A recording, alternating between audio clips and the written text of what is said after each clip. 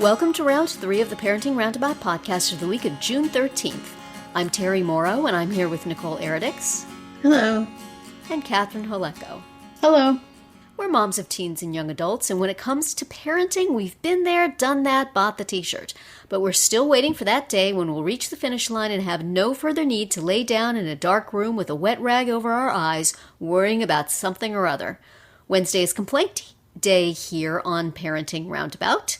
And today we are complaining about having to be good at self-promotion on top of everything else. So this came from a Character Lab article. I get these emails from Character Lab of Angela Duckworth, who I listen to on the No Stupid Questions podcast, has this thing. And once a week or so I get a little interesting article. This one was about a study that said, let's see, it was written by one of the co-authors of the study, and it says, in our study, we found that when men and women performed equally well on a math and science test, women described their performance much less favorably than men did, for example, calling it good rather than very good or exceptional. And it wasn't just that women lacked confidence in their performance. Women and men who knew they performed equally well still described the same performance differently. So the feeling here was that men self-promote better than women. And I got to thinking about this, and now, absolutely, now I am all, well, sometimes. I feel like I'm much more humble now. When I was young, I feel like I was insufferably full of myself and promoted myself plenty. You asked me how I did on the test, I would say I did great, and I would do great. I was able to do great. So I don't know that this is necessarily true for me, at least young me. And I don't think my daughter ever really, either my son or daughter, ever really had any opinions on their performance one way or the other. It was sort of, So I wondered if you guys have any, if this resonates for you at all, if you feel like you don't promote yourself as well, or you promote yourself too much, or if you've noticed in your daughters and sons a difference in the way that you describe your performance. What do you think? This could be the shortest podcast ever. No. Thank you for listening. I definitely feel like I don't self-promote very well, and it does feel sort of like a gender thing, but then again, of course there's plenty of women who are good at self-promoting, like reality TV stars and influencers and things like that. But, like when I had a blog, or even with this podcast or whatever, like the only way to get people to listen to it is to like relentlessly flog it. Yes. And that is very hard for me. Yes.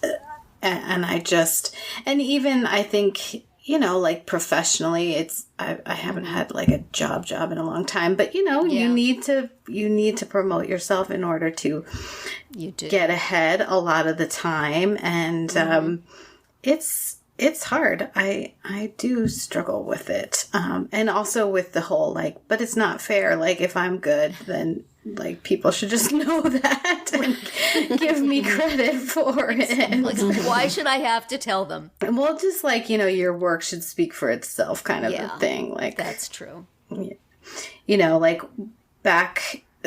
returning to the whole blogging thing, the constant refrain was just like, if you're good at it, people will come, you'll have readers. Like, that's not what happens. No. Yeah. So, yeah, you have to constantly go out there. But I mean, I have trouble with the promotion of online work and all that stuff. And what are you supposed to say exactly? Hey, it's really good. Come listen. Hey, I'm really good. Come read. You do so very much want people to just find it and then tell other people it's great so that you won't have to. Right. It does feel kind of unseemly to blow your horn. And yet, as you say, there are many, many, many people on the internet who have no such problem. Male and female, I think. Yeah. Do you find the men in your life having less problem with this? My husband does not promote himself at all. He would just assume people leave him completely alone. Have nothing to do with him. So he's not going to tell you anything. Did he do good? Did he do badly? None of your business. Yeah. I mean, I think basically all of the other members of my family, adult and child, have kind of, I would say some mental health challenges that would make that difficult, like it's more about a lack of self-esteem, I would say, in some of them that would make it very difficult for them to promote themselves. Yes. Do you ever feel the need to promote them, You won't speak out for yourself. You say, look at my kid. My kid's the greatest. Look. He's so talented. Yeah, I suppose I do that. Different things. Yeah. It's one step removed, so it's cool. Right. I mean, my son, he took a journalism class at school, just for a English language arts credit, right? Mm-hmm. But it turns out that that's basically how they do the school newspaper at his school. Is like, it's a class. I mean, I think people who also want to do it sort of as an extracurricular can also do it.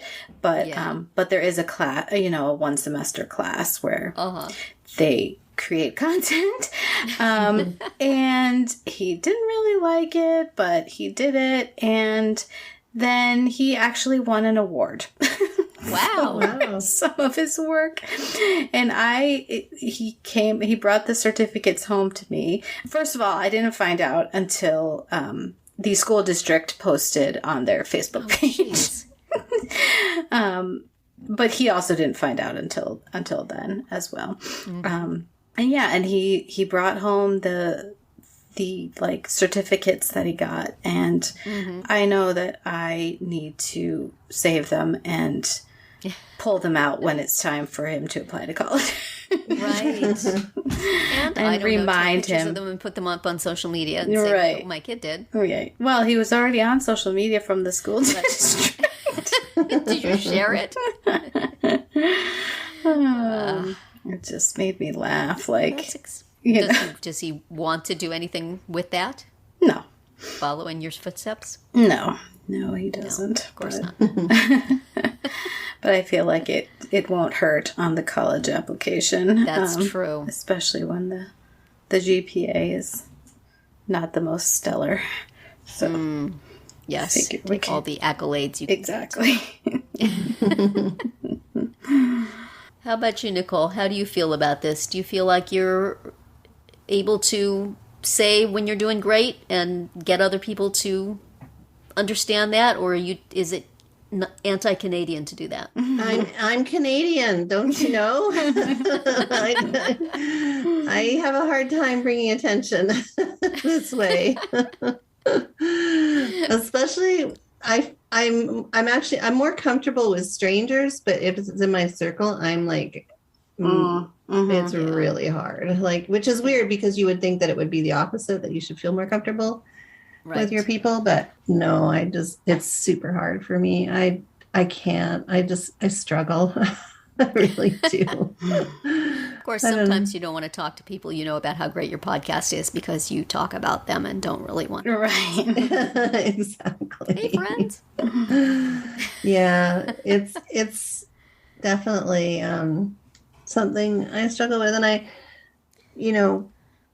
I've done there's a lot that I've put out there over the past decade. It's on the internet and stuff. And, but I'm not very good at shameless self-promotion. Yeah, we had to remove that part of our podcast. That's right. None of us could think of anything that to used say. to be a segment. It did. Yes. Just having nothing to say every week after week after week. And it's like, let's just release us from the burden of having to talk about ourselves. Right. And our work. And then there's my husband who has no problem talking about all the fantastic things that he does. See if you can hire him to be your publicist. Yeah. I know, right? Like he's just, and And he's, I mean, to his credit, he's got a lot of good things to talk about. But I think it's definitely more acceptable, Yeah. Culturally and just gender wise too, right? Yeah. To be able to say, hey, look at this, look what I did. Look at me. Right. So, yeah. Yeah, this is one of those cases where you read the study and you're like, yep, checks out. Yeah. Totally. Do you find that with your kids too, Nicole? My son is much like me. He would rather just kind of lay low. My daughter, no, she puts herself out there, like not in a big way. Like she hasn't ever been like, Instagram influencer like that, but she does. She will, like she started her own little blog when she was, I don't know, 13 or something. And then she, did a video and posted on YouTube. She did a couple of videos and posted them on YouTube. She had a YouTube channel. So she's a lot more comfortable with that. And I don't know if it's like because of her generation, they're the ones that kind of right. Yeah, I do feel like I don't want to use the term kids today, but yes, Grandma. People of my daughter's generation they can be both simultaneously, like they have this image that they're putting up, but also they are comfortable looking ridiculous too.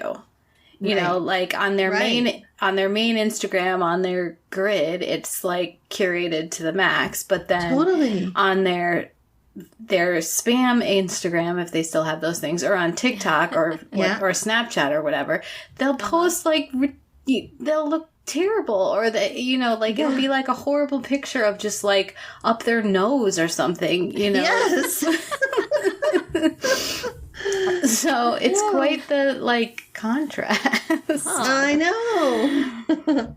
And they'll put out, put their lives out there too, in terms of how they're feeling. I would have been super into that when I was a kid. Really? I think. Yeah, I was much more, I think, pushy and full of myself in my teens and 20s. Maybe even before the teens. Mm-hmm. I was a pushy kid, I think. This is how I recall myself. But I've gotten significantly less brave and brazen as years have gone by. Until now, I just really want to sit in my room and have nobody bother me. But they should bother you only by listening to the podcast. Exactly. Listening to my podcast and paying me for freelance work. I'm good. Do those two things and we'll be I'm just going to write something over here, but maybe people won't like it, so you don't have to look at it. That's fine. It's just a therapy thing for me. I'm just going to write this blog post. Right. So, yeah. I also am like, I don't care really about getting, like, as an editor, I do not care about getting credit for anything. Yeah. Like, I don't need my name to be on anything that I've worked on. But yet, I work with writers and editors who, they're like, okay, well, I changed this a lot. Can I please get my byline on it? Which sometimes they can, and that's fine. But I just, like, I have no interest. Like, I don't know why, but I just don't care. I edit manuscripts, and they specifically say don't use your full name. Just put your initials. It's like, that's fine. I'm a mess with your words, but you won't know who I am. You won't know who I am, so you can't come after me. If you like it, you can thank me silently. You and I will always know what I did for you. But as long as the check's clear, I really don't care don't need the fame anymore. Yep. But exactly. There was a time I cared. Back in the olden days. Yeah. Oh, well. I think it also depends on your culture and your community, right? Yeah. And your personality line of work. Yeah, totally. So there's a lot of other things that come into play. Yes. Right. how that is. Yeah. Well, think of something nice to say about us, Nicole, Take us out. and then take us out. Promote us. Come on, tell them to listen tomorrow.